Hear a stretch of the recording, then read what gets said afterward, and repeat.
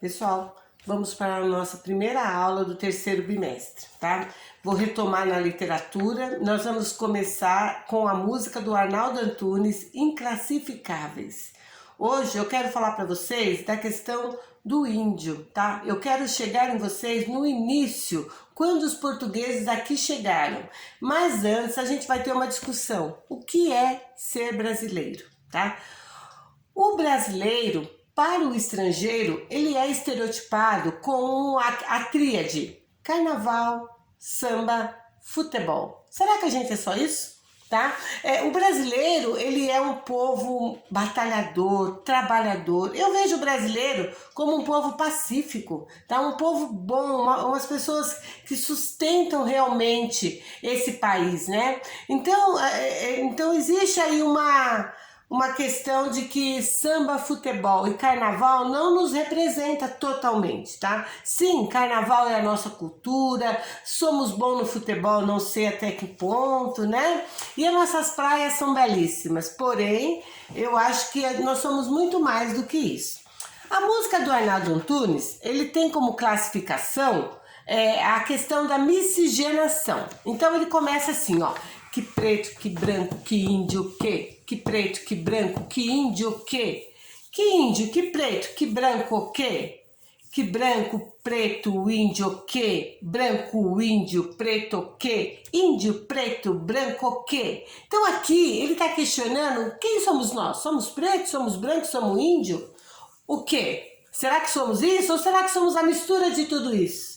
Olha lá, logo depois, o Arnaldo, ele começa assim, ó. Aqui somos mestiço, mulato, cafuso, pardo, mameluco, sarará, crioulo, guaranicês e juda-árabes. Olha, ele fez aí uma mistura de etnias. Tudo bem? Então, a música, ela tem bem essa ideia dessa mistura do povo brasileiro. E aí ele falou assim, somos o que somos, inclassificáveis. Esse é o nome da música. Somos o que somos, inclassificáveis.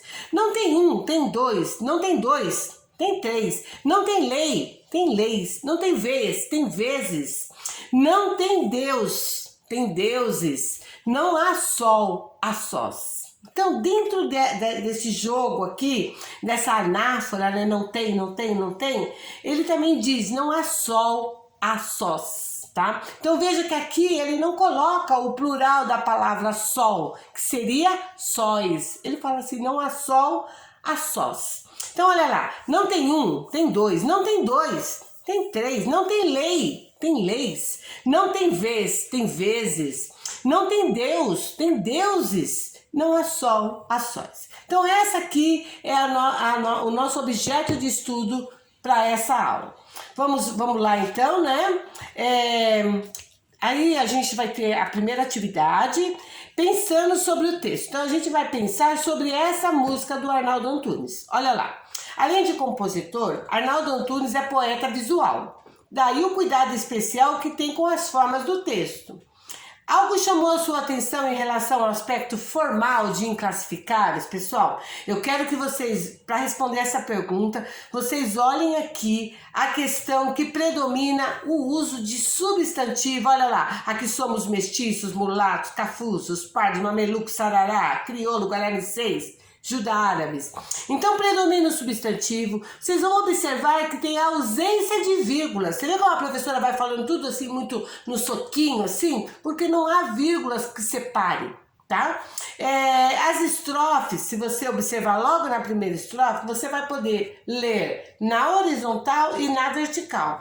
Por quê? Na horizontal vai estar lá, que preto, que branco, que índio, o quê? Se eu pegar na horizontal, na vertical, olha lá, que preto, que branco, que índio, ok. Então dá pra gente ler nas duas formas, assim e assim.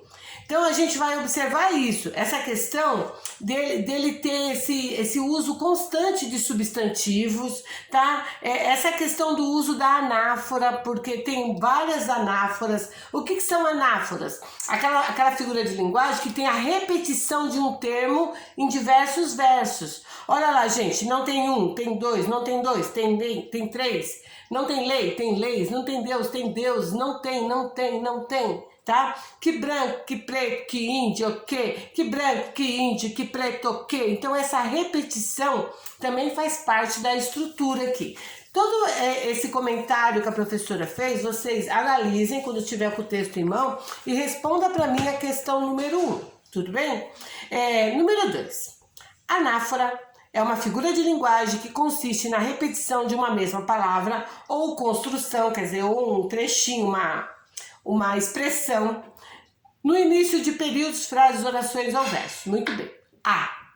Em quais versos o poeta se vale desse recurso? Volta na música. Então a gente tem logo aqui no primeiro verso que preto, que branco, que índio, que branco, que índio, que preto, que índio, que preto, que branco, Onde que tá a anáfora? A anáfora tá aqui, ó, no o que e que. Onde tem mais anáfora, professora? Não tem um, não tem dois, não tem dois, tem três, não tem lei, tem leis. Não tem vez, tem vezes. Não tem Deus, tem deuses. Então a anáfora tá aqui, ó. Não tem. Logo depois da vírgula, tem.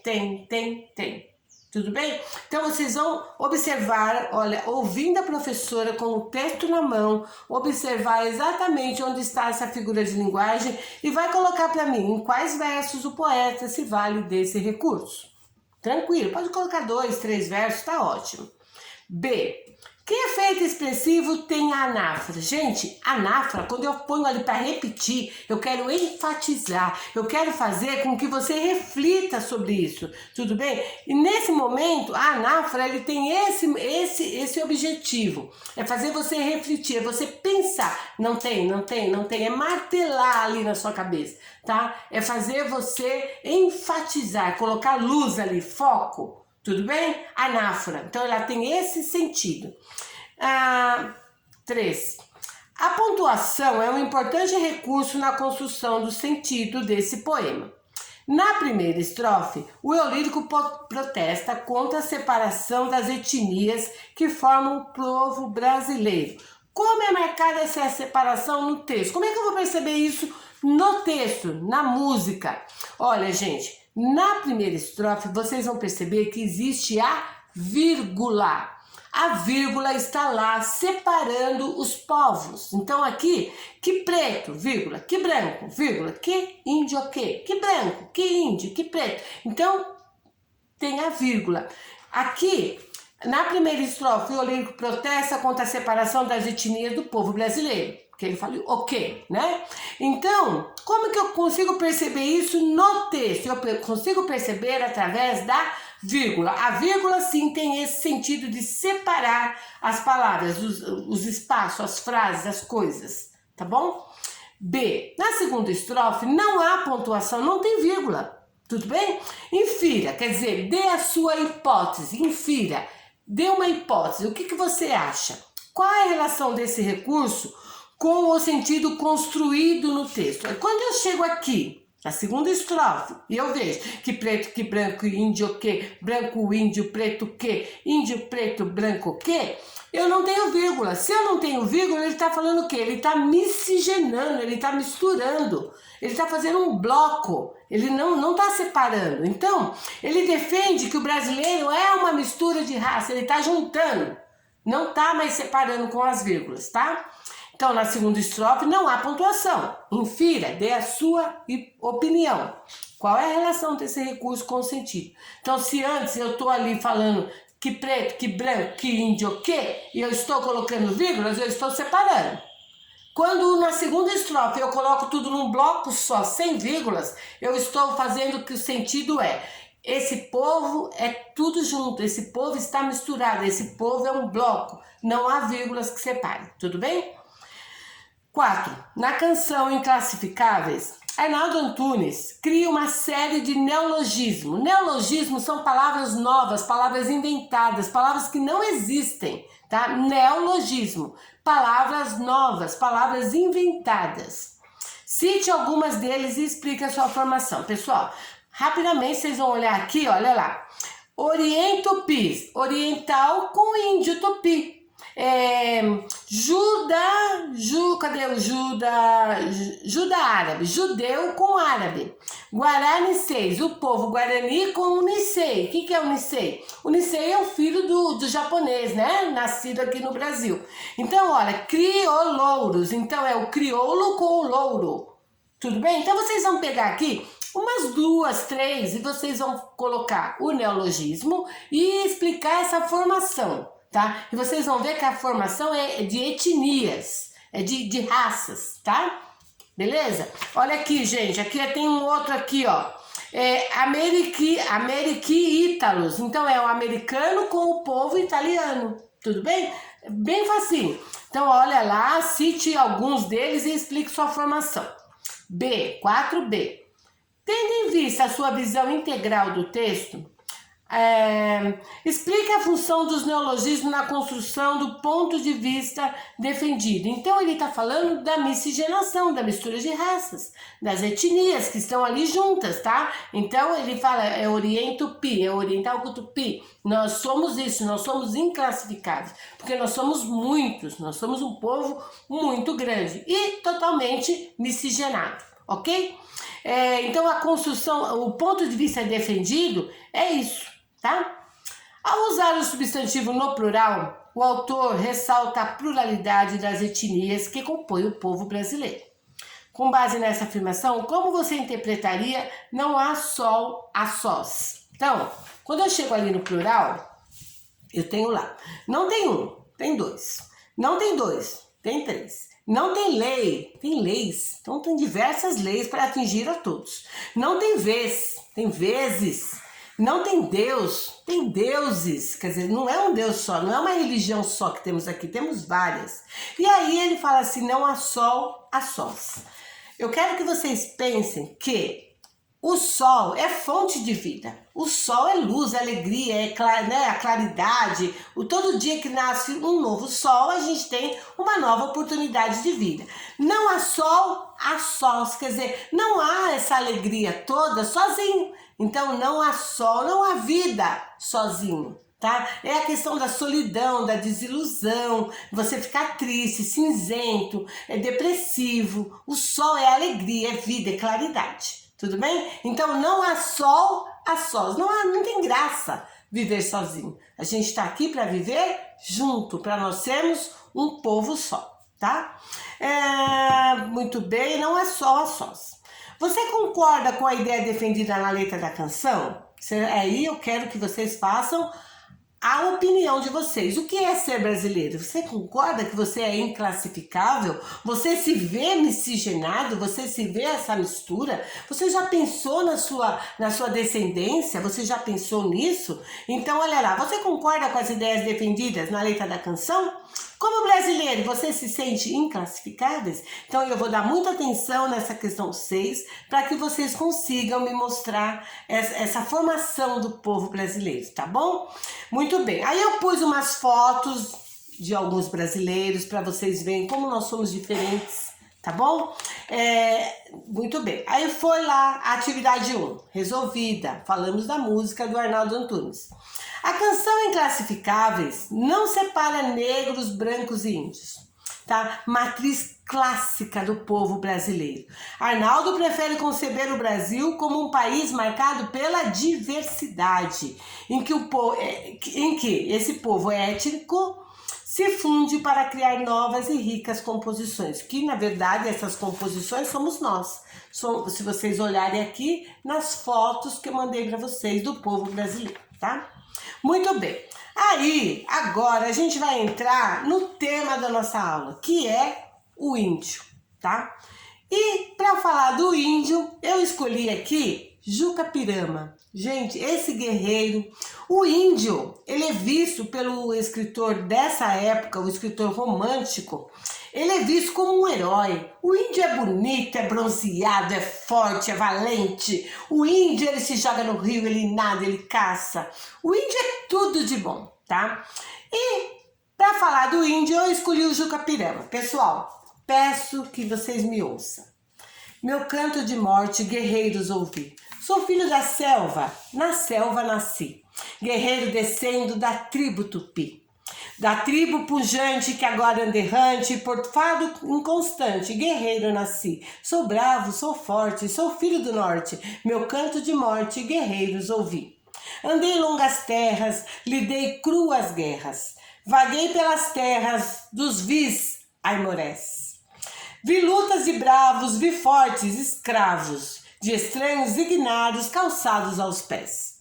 Meu pai ao meu lado, já cego e quebrado, de penas ralado, firmava-se em mim. Nós ambos, mesquinhos, por ínvios caminhos, cobertos de espinhos, chegamos aqui. O velho, no entanto, sofrendo já tanto, de fome e quebranto, só queria morrer. Não mais me contenho, nas matas me embrenho, das flechas que tenho me quero valer. Então, forasteiro, caí prisioneiro, daí um troço guerreiro com quem me encontrei. O cru desassossego do pai, fraco e cego. Enquanto não chego, qual seria? Dizei. Eu era o seu guia, na noite sombria, a só alegria que Deus lhe deixou. Em mim se apoiava, em mim se firmava, em mim descansava, que filho lhe sou. Ao velho coitado, de penas ralado, já segue quebrado, que resta? Morrer? Enquanto descreve o giro tão breve da vida que teve, deixai-me viver. Gente, nesse trecho de Juca Pirama, eu quero que vocês vejam que Juca, ele foi pego pelos aimorés. Ele era um guerreiro, mas ele virou prisioneiro, tá? Ele virou prisioneiro do aimoré.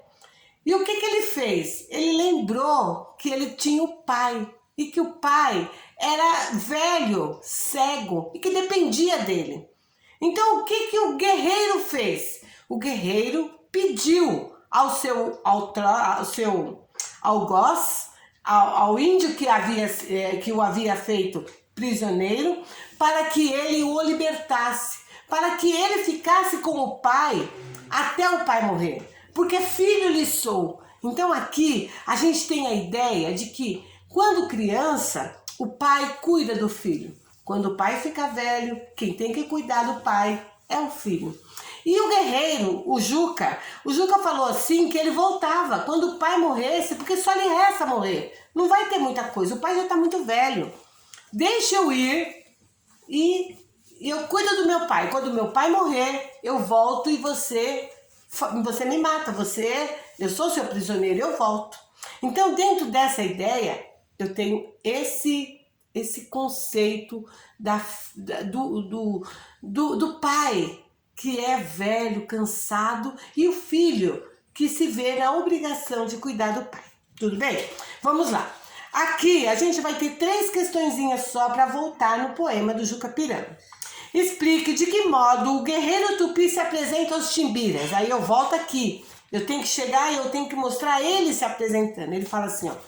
Meu canto de morte, guerreiros ouvi. Olha ele falando. Eu quero esses versos. Sou filho da selva, na selva nasci, guerreiro descendo da tribo tupi. Sou bravo, sou forte, sou filho do norte. Esse é o Juca Pirama. Sou bravo, sou forte, sou filho do norte. Sou filho das selvas, na selva nasci. Então o índio ele se apresenta ao aimorés, né, a tribo aimorés, ele se apresenta desse modo, que ele fala que ele é forte, ele é filho do norte, tudo bem? Então aqui, desse modo ele se apresenta. Na sua opinião, há uma contradição entre a forma como o guerreiro tupi se apresenta e o pedido que faz ao chefe Timbira. Veja qual foi o pedido? Eu preciso ir, meu pai tá lá, ele é velho, ele é cego. Olha, ele fala assim, em mim se apoiava, em mim se firmava, em mim descansava. Quer dizer, então ele era o braço desse pai, ele era o apoio desse pai. Então ele fala que há uma certa contradição, porque no primeiro momento ele fala que ele é bravo, que ele é forte, que ele é filho do norte, né? E ele é guerreiro, mas depois ele amansa e fala, olha, só que eu tenho meu pai lá e meu pai precisa dos meus cuidados. Você me deixa eu ir, assim que ele morrer, eu volto e você me tem como prisioneiro. Na sua opinião, uma contradição entre a forma como o guerreiro tupi se apresenta e o pedido que faz ao chefe Timbira. O tupi diminui sua força como herói guerreiro? Por quê? Gente, Olha, eu acho que aí o tupi ele não diminui a sua força, como ele engrandece a sua força.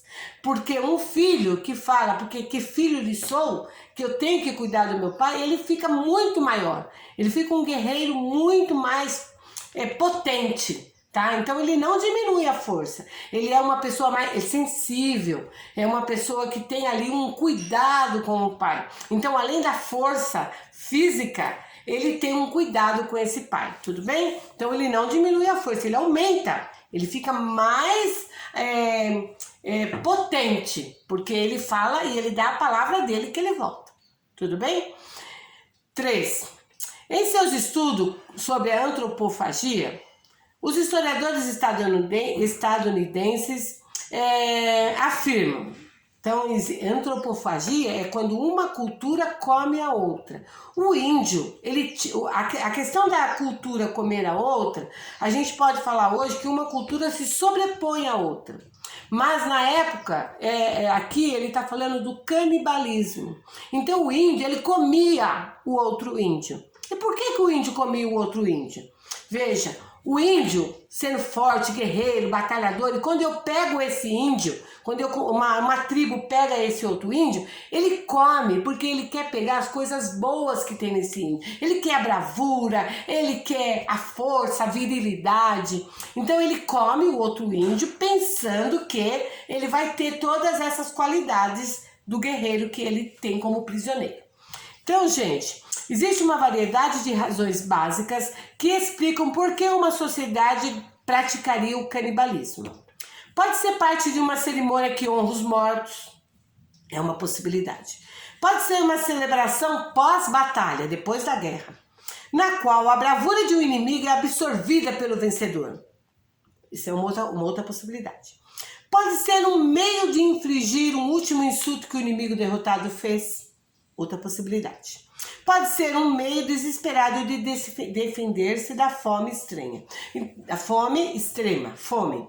Então, o canibalismo, aqui, segundo esse pequeno excerto, esse pequeno trechinho, eu tenho 4 possibilidades. Considerando a leitura do trecho de Jucapirama, qual das razões apontadas no texto acima explica a prática de canibalismo pelos timbiras? Então, eu quero que vocês olhem, vocês analisem e com certeza, depois da explicação da professora, vocês vão optar a celebração pós-batalha. Então, depois que ele pega o índio, que ele vai lá e ele vence a batalha, ele come o seu inimigo porque ele quer a bravura, a virilidade, a força desse índio. Tudo bem? Então, nós vamos ficar com essa alternativa. Pode ser uma celebração pós-batalha, na qual a bravura de um inimigo é absorvida pelo seu vencedor. Essa é a questão 3A. 3B. Relacione a resposta que você deu no item acima com a atitude do chefe Timbira, que surpreendeu a todos libertando o inimigo. Quando o Juca pediu para que ele fosse ver o pai, que o pai precisava dele, o que o chefe Timbira fez? Deixou ir. Por que o chefe Timbira deixou ir? Porque gostava do pai do Jucapirama? Não. Deixou ir porque o julgou fraco. Porque julgou que ele não era o guerreiro que merecia ser comido. Não merecia essa cerimônia do canibalismo.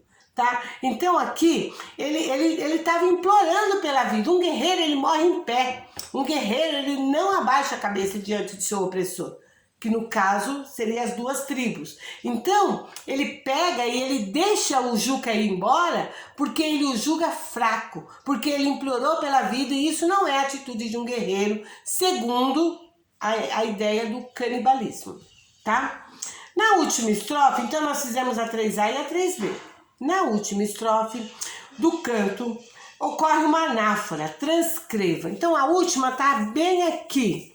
Olha lá, gente. Eu era o seu guia na noite sombria, a só alegria que Deus lhe deixou. Olha, então Deus deixou o filho.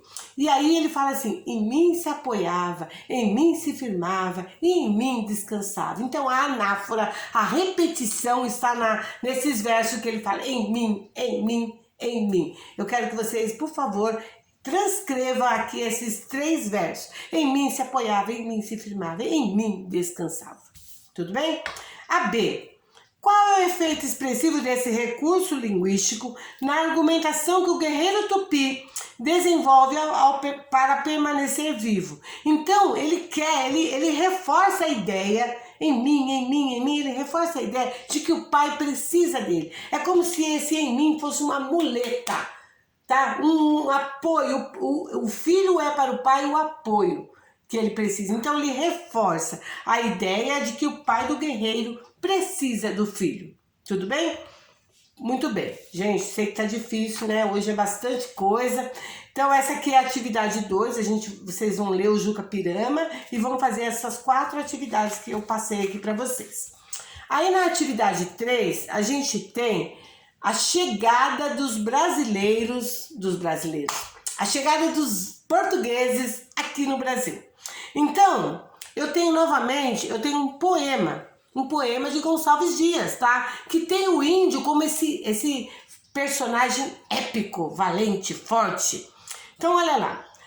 Pelas sombras do mar sem limite, basta a selva sem folhas e vem. Hartos troncos, robustos gigantes, vossas mastas tais monstros contêm.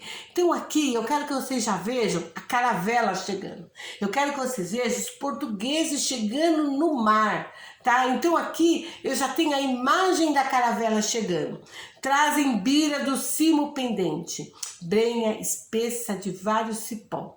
Dessas brenhas contém vossas matas, tais e quais, mas com folhas e só. Então, é a caravela chegando. Negro monstro sustenta por baixo. Olha lá, gente. Negro monstro o sustenta por baixo. Por quê? Porque a caravela está no mar. Então, o índio pensa que aqui embaixo tem um monstro trazendo aquele barco, aquela embarcação. Negro monstro o sustenta por baixo. Brancas asas abrindo o tufão. Olha lá as velas da caravela. Brancas asas abrindo o tufão, o vento. Como um bando de cândidas garças, como um bando de garças, cândidas, brancas garças, que nos ares pairando lá vão. Ó, quem foi das entranhas das águas? Ó, marinho, arcabouço arrancar? Nossas terras demanda, fareja, esse monstro, o que vem cá buscar? Não sabeis o que o monstro procura, não sabeis o que vem, o que quer. Vem matar vossos bravos guerreiros, vem roubar vossa filha, a mulher. Então, a gente vai agora aqui, são 2 questõezinhas sobre esse poema que chama O Canto do Piaga, tudo bem? De Gonçalves Dias. Com o objetivo de demonstrar o impacto sobre os índios da chegada dos portugueses, o poeta faz uso de uma imagem expressa por uma visão do Piaga.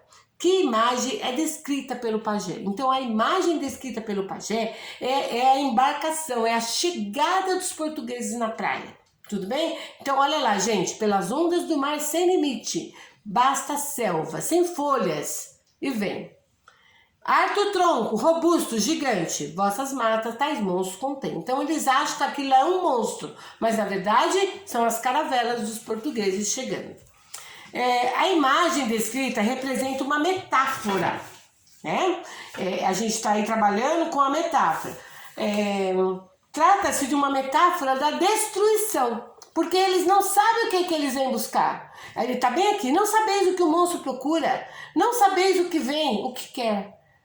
Vem matar nossos bravos guerreiros? Vem roubar vossa filha, a mulher. Então, aqui trata-se de uma metáfora, a metáfora da destruição da cultura indígena. Tudo bem? Além dessa destruição, a gente tem toda a dizimação dos índios também, né? Tá? Então, a nau que ele fala, a caravela, a embarcação, a nau, é um monstro que vem chegando, tá? Procurando algo que eles não sabem o que é. Tudo bem? Então, vamos lá, gente. Na questão B, a imagem descrita, já fomos, representa uma metáfora.